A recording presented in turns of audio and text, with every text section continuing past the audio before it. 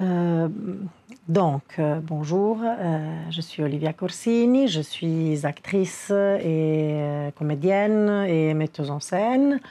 Et je suis d'origine italienne, mais j'ai construit, disons, la majorité de ma carrière en France et j'habite à Paris. J'ai commencé très jeune à vouloir faire ce métier, ça a été une évidence très vite. Mais le début de ma formation a été rencontrer des maîtres et les suivre physiquement, notamment Tina Nielsen, qui est une très belle actrice de l'Odin Teatret, Fabio Mangolini, qui était un expert de théâtre japonais, Julian Stanzak, une danseuse de Pina Bausch. Avant de faire l'école, j'ai commencé à travailler dans plusieurs compagnies, dont une compagnie internationale d'un metteur en scène colombien qui s'appelle Enrique Vargas, qui faisait un théâtre très particulier que lui, il appelle théâtre sensoriel. C'est une sorte de théâtre immersif dans lequel les acteurs construisent vraiment très concrètement un lieu que le spectateur va traverser et qui est habité par des acteurs, avec une dramaturgie très forte. Donc disons que toutes ces expériences déjà me racontaient sur moi-même que j'avais besoin de théâtre de recherche, j'avais besoin de trouver des formes nouvelles, comme souvent aussi quand on est jeune, on a cette sensation. Et aussi, j'avais besoin de m'occuper d'une certaine manière des différents aspects du théâtre. C'était pas que le acting qui m'intéressait, mais c'était la dramaturgie, la construction du décor et tout ça. La danse, le mouvement. J'avais à peine 20 ans, j'avais déjà fait beaucoup de tournées dans des festivals internationaux, mais je n'avais pas encore vraiment lu Shakespeare et Tchekhov. Donc, à un moment donné, je me suis dit, OK, tout ça, ça se confirme. Maintenant, on va au conservatoire. Et là, je suis rentrée à la Paolo Grassi, qui est donc l'école nationale, une des écoles nationales italiennes, à Milan. J'ai commencé une aventure au Théâtre du Soleil qui a duré 12 ans. Très belle, très intense. Le Théâtre du Soleil, c'est donc une très ancienne compagnie française qui a plus de 55 ans d'histoire, fondée par Ariane Mouchkine, donc une grande femme qui a d'une certaine manière révolutionné le théâtre européen. Il fait partie de ce mouvement du théâtre d'ensemble, la troupe.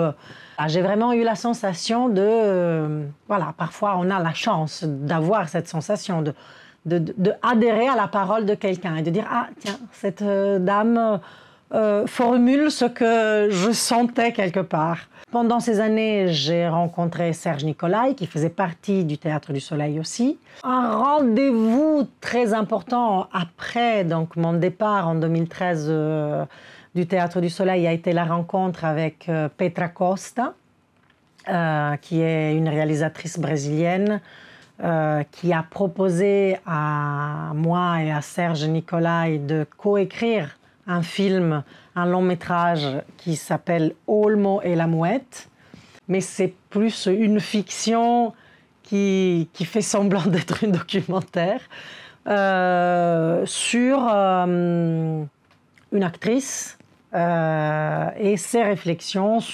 autour de la maternité et du travail. Ça a été très important parce que je venais d'une expérience qui était vraiment une expérience collective.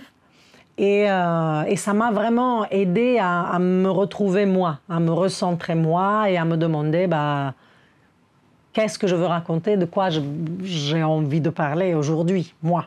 J'ai travaillé avec différents metteurs en scène français et internationaux. On peut citer probablement Romeo Castellucci, qui est un très grand metteur en scène de théâtre. Je travaille depuis 2 ans avec Cyril Teste, qui est donc un metteur en scène français de renommée internationale, qui a un dispositif très intéressant, théâtre-cinéma. En 2019, on a créé notre compagnie avec Serge Nicolai, qui s'appelle donc les Wild Donkeys. Et notre premier spectacle, qui date donc de 2019, c'est Bergman Affair, que nous avons donc présenté ici à Shanghai, et qui naît vraiment, je pense, du mariage de nos 2 sensibilités. J'ai toujours eu un grand plaisir à être dans le partage, je crois, depuis petite. Mais un sens assez profond du partage, presque une nécessité existentielle, dans le sens où, et ça c'est quelque chose que je ressens encore aujourd'hui, il y a des choses que je dois partager pour être sûre de les avoir vécues d'une certaine manière. C'est comme si une expérience prenait son sens, le cycle se fermait une fois que j'ai réussi à la partager. Ça veut dire aussi un partage, ce qui se passe par exemple en ce moment, mais où une émotion d'un instant prend son sens si est vécue une autre fois, partagée par la parole avec une amie dans un café ou sur un plateau ou devant une caméra. Voilà, c'est devenu, c'était presque, ça s'est écoulé comme ça de manière presque naturelle après vers le plateau. Peut-être aussi parce que je n'étais pas très longtemps dans une école institutionnelle. J'ai échappé à l'injonction de la réussite d'une certaine manière avec la stratégie de la réussite. Donc ça, je ne l'ai pas vraiment eu dans ma tête et ça a été plutôt, je pense, le plaisir honnêtement et les gens. Je pense que c'est vraiment, on fait un métier dans lequel les gens et avec qui on est en chantier pour construire ce qu'on est en train de construire, avec qui ça a énormément d'importance. Le Théâtre du Soleil a, d'une certaine manière, forgé une sorte de méthode, et en même temps, je pense avoir toujours arrosé des plantes à côté qui étaient mes plantes à moi. Le cinéma, autant que spectatrice de cinéma, a servi parce qu'on regarde une première fois et après on étudie en regardant et on se demande comment ça se fait que là je pleure, comment ça se fait que là je ressens ça.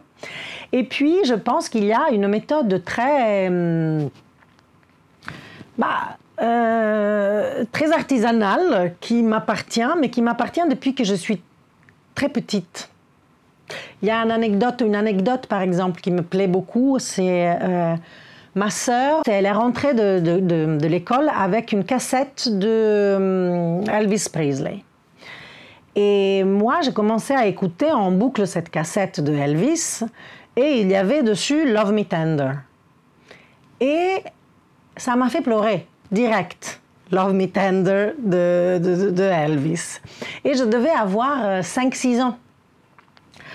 Et c'est devenu un petit jeu à moi de remettre cette musique et de repleurer sur cette musique de manière non pas artificielle, parce que ce qui se passait dans moi était réel et toujours nouveau d'une certaine manière, mais il y avait une partie de ma tête qui était en train d'étudier ce qui se passait techniquement, je dirais.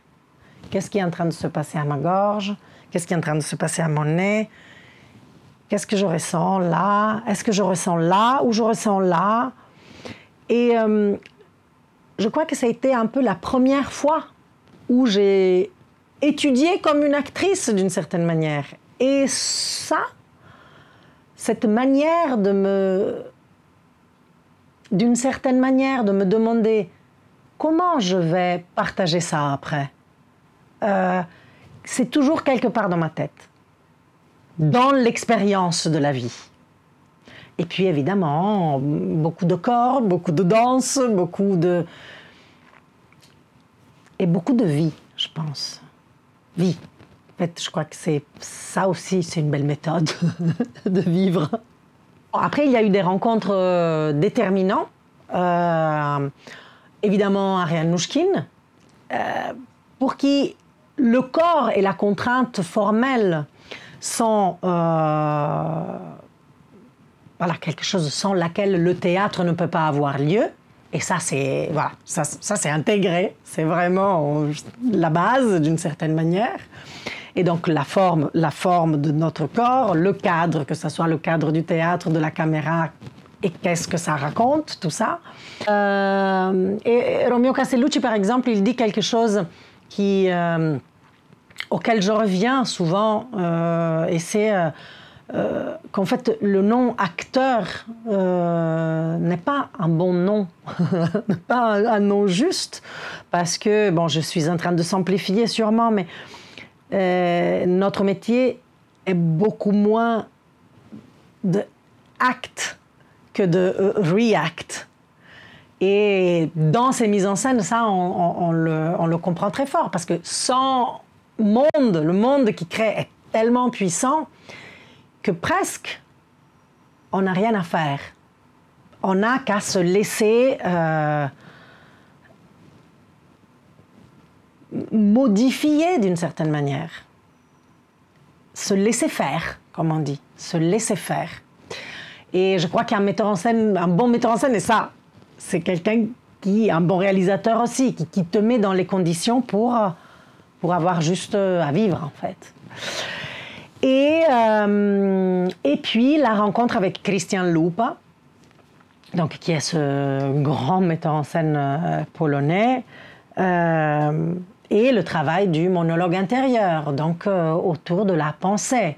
Et cette rencontre a été très libératrice, c'est-à-dire qu'à un moment donné, quand on découvre que ce qu'on vit sur un plateau, tout ce qu'on vit sur un plateau est bienvenu, alors il n'y a pas d'endroit mauvais, il n'y a pas d'erreur presque possible si on prend et on travaille avec justement tout ce qu'il y a, la pensée, le partenaire, une vraie écoute du présent. Bergman Affair, c'est donc un projet qui a vu le jour en 2019. Et c'est une conception qui m'appartient d'une certaine manière, dans le sens où je travaillais autour de ce texte depuis un moment. Il a été tout simplement pendant un bon moment sur ma table de chevet, et puis j'ai commencé à m'y plonger dedans. Mais j'avais envie de raconter cette histoire, et peut-être aussi de manière peut-être un peu plus narcissique d'actrice, de traverser ces souffrances. Parce que j'ai trouvé que c'était une très belle parabole autour de la vérité et de ce que est la vérité pour les uns et pour les autres. Je pourrais presque dire pour les hommes et pour les femmes. Une vérité qui n'est pas une vérité dans le sens moral du terme, mais qui est une vérité un peu comme ce dont on parlait avant, une vérité d'acteur, une vérité de sentiment, une vérité de corps. Et aussi parce que la question du désir est pour moi une question très très importante. Le désir fait bouger le monde et est nécessaire et ça nous rend vivants, ça nous redonne la vie quand on n'est plus en vie parfois, ou quand on a l'impression de ne plus être en vie. Et le désir est partout, malgré ce que certains veulent nous faire croire, que le désir soit quelque chose de complètement maîtrisable, qu'on puisse allumer et éteindre à notre guise. Mais le désir, comme aussi pulsion de vie. Donc ça, je pense que c'était les thèmes qui me troublaient avant probablement l'histoire de la femme adultère et de l'affaire amoureuse avec un jeune garçon et tout ça. Je crois que je suis aussi tombée sur ce texte il y a longtemps, quand la réflexion aussi sur la condition de la femme était à un autre point. Et j'avais trouvé extrêmement touchant de découvrir que Bergman avait raconté cette histoire à la suite des retrouvailles du carnet intime de sa mère. Et c'était une sorte de manière, je crois, de rendre justice à cette femme qui lui a probablement légué l'amour pour la vérité, au sens physique, concret du terme. Serge était en train d'imaginer une mise en scène avec cette forme de corps manipulé. Et du coup, je lui ai proposé ce texte. Et je pense que c'était une très bonne idée parce que je crois que la dérive possible du texte de Bergman aurait été tomber dans le psychologisme et peut-être dans le pathos. Et le fait de mettre en forme les tumultes intérieurs, je crois que nous sauve de cette... c'est peut-être pas à moi de le dire, mais je crois que ça nous aide à ne pas y tomber complètement. Même si c'est une pièce qui se veut de sentiments forts et d'une certaine gravité. Et c'est vrai que Bergman a cette capacité de rentrer dans des aspects qu'on pourrait définir probablement en se trompant, pervers de l'âme humaine, mais qui font profondément partie de l'âme humaine. Et je crois que, au fond, la difficulté de jouer cette pièce, elle est là. C'est-à-dire comment trouver, non pas forcément la logique, mais la cohérence émotionnelle et aussi de la pensée pour être vrai. Être vrai en disant « je t'aime » et être vrai en disant « je ne veux plus jamais te voir ». Et comment ces deux choses-là peuvent être ensemble et dites une après l'autre. Et ça c'est ce qui est juteux aussi dans notre métier. Comment arriver à rentrer dans les nuances et dans la complexité. Parce que ce qu'on a essayé de faire et ce que Bergman fait dans le texte, d'ailleurs c'est un roman, je ne sais pas si on l'a dit, ce n'est pas une pièce de théâtre, ce n'est pas un scénario, c'est un roman qui s'appelle « Conversation privée », ou « Entretien privé », pardon, en français. Et dans le roman, justement, Mais ça, c'est voilà, ça c'est Bergman. Comment on arrive à traverser l'aventure de l'intérieur. Du coup, personne n'est coupable. Du coup, on comprend tout le monde. On comprend les raisons de tout le monde. Et comme tu disais, lui, il est horrible, il pose ses questions. Mais quelque part, on le comprend. Et je crois que c'est exactement ça le travail qu'on doit faire autant que réalisateur, metteur en scène, acteur. Abandonner l'opinion qu'on peut avoir sur les gens dont on raconte l'histoire et vraiment se mettre dans leur peau pour comprendre les dynamiques intérieures qui les portent à faire des choses. Et donc, c'est une matière passionnante à jouer pour ça, parce que rien n'est blanc, rien n'est noir. Ça faisait 4 ans qu'on ne l'avait pas joué.